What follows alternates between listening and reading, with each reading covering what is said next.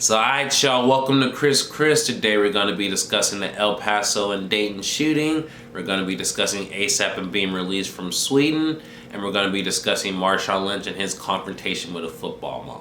So over the weekend when I was trying to decide what to write about, I was thinking, hey, we're finally going to have a show that's, lighthearted, not about something too serious. Then Saturday happened.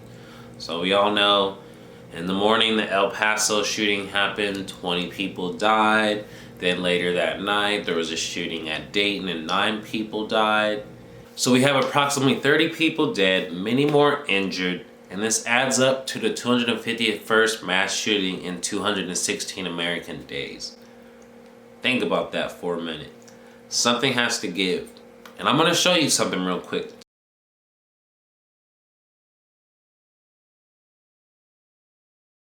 After looking at both of those, I see a theme. And the theme is all these big mass shootings have been happening recently. So details of the Dayton shooting haven't been really released, so I'm going to elaborate more on the El Paso shooter. The details have been released. I'm not going to say his name because I'm the type of person, I don't want those people to have fame. I don't want you to remember their names. They need to just be known as a shooter, and then forgive and forget them. Remember the people that died. But this loser, he wrote a 2,356 word manifesto where it was really anti-immigrant, it was racist. Then we also find on his Facebook, he has this photo. The media, you cannot spin what this is. He clearly had hate towards Hispanics. He had so much hate that he lives in Allen, Texas, which is somewhere in the Dallas native. El Paso is on the border.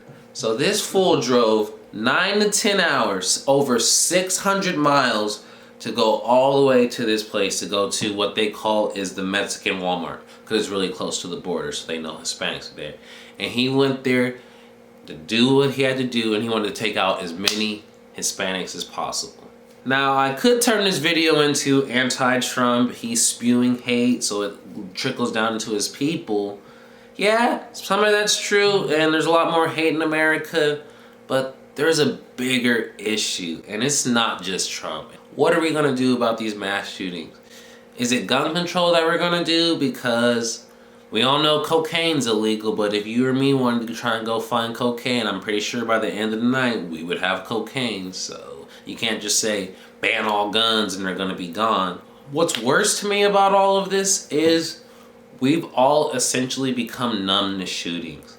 I remember when the Virginia Tech shooting happened, or when Columbine, all that stuff happened, you were just like, this really happened, and you would just take it in, you would analyze it, it'd be on the news for days, it was talked about.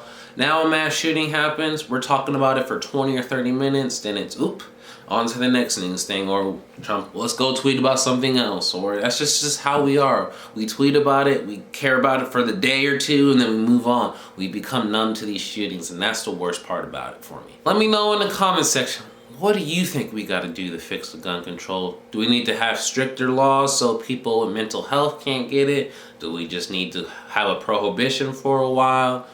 What do we need to do? Because me personally, I think it's a thin line. I think we need to be stricter, but saying ban all guns is stupid, and that's just not going to happen. And that's where I just don't know. And the worst part is, this shit's still going to keep happening. So we got to figure this out.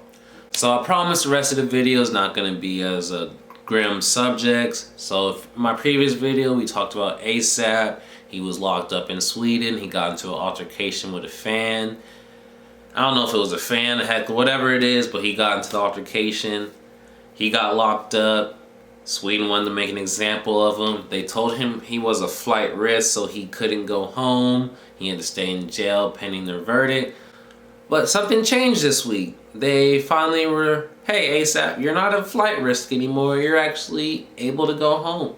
And the fact that he's able to go home, many people believe he's going to be found not guilty. ASAP has already said, I'm never going back to Sweden. In my previous video, it was looking a little grim, like Sweden was kind of upset that Trump wanted to intervene. And I was like, this might be a negative effect. So then ASAP was released. We're like, okay, maybe it wasn't. Turns out a little bit later that The U.S. sent a letter warning Sweden that there might be negative consequences if ASAP Rocky's situation isn't handled in a timely manner. So I looked at the tweet and I'm like, is Trump really about to go out on a limb for ASAP Rocky and potentially have rocky relationships with Sweden over it? I don't like you, Trump. I never will, but you did good in this one instance to let Rocky be free. So I'll give you that and I'll give you your credit. But keep in mind the best thing to arise from this, and that's this tweet. You can't tell me when you saw this tweet you didn't think, is that a Big Sean or Fabulous bar? So I don't know if Trump had his intern, he got his little token black colleague to write the tweet. My last video, like I was saying, I thought Trump did meddling and it was gonna do bad. This is one of the few times Trump, you meddled in some business and it ended up good. You got my nigga ASAP free, so thank you for that, but I still don't fuck with you.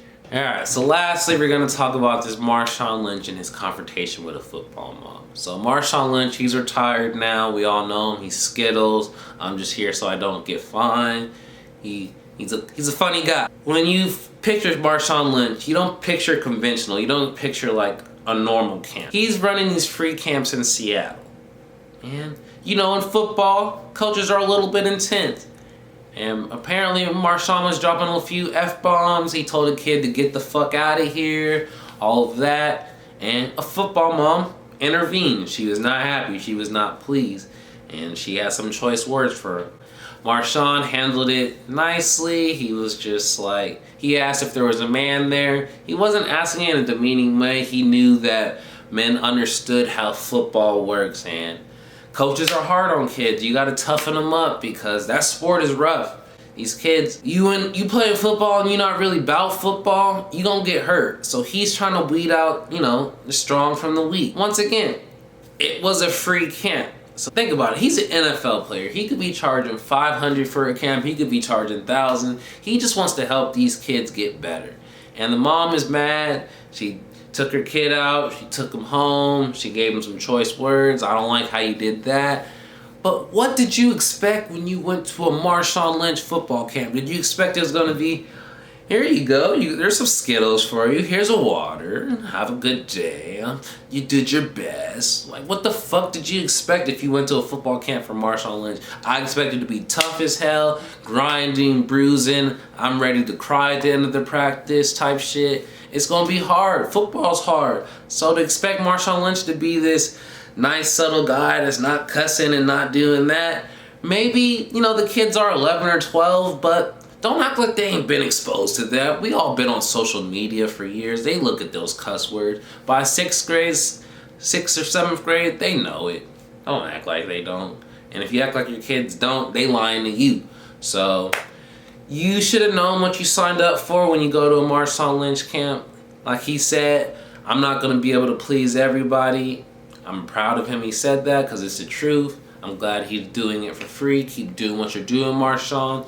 We're proud of you. Let me know in the comment section if you had a coach, say, you know, maybe he's not an NFL player like Marshawn Lynch, so it's just a normal Joe Blow, and he's cussing at your kid. Are you gonna be mad? Are you gonna say something? Are you just gonna secretly do it? What would you do if your kid is getting yelled at by a coach? Keep in mind, being yelled at, it's to push them. Sometimes it's to get them, you know, pumped up. But that also is another thing, is everyone gets motivated in different ways. So like you said, it doesn't work for everybody.